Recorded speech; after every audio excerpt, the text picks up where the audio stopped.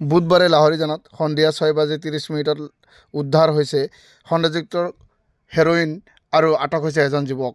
অসম নাগালেণ্ড সীমান্তৰ কাৰ্বি আংলং জিলাৰ লাহৰীজানত সন্দেহযুক্ত ড্ৰাগছৰ বিৰুদ্ধে আৰক্ষীয়ে ধাৰাবাহিক অভিযান চলাই পুনৰ লাভ কৰিছে আন এক সফলতা।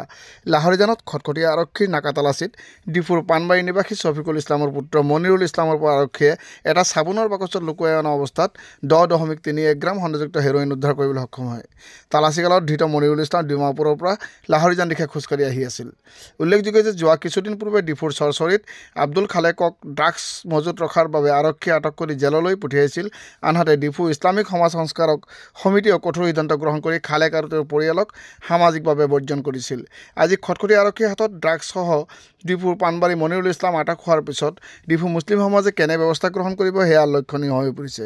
জানিব পৰা মতে খটখটীয়া থানাৰ SI দ্বয় দীপক লাহন আৰু চন্দন স্বৰ্গীয়াৰীৰ নেতৃত্বত ASI বিমান চেতিয়া আৰু থানা ষ্টাফৰ সহযোগত চলিছিল নাকা তালাচীটো।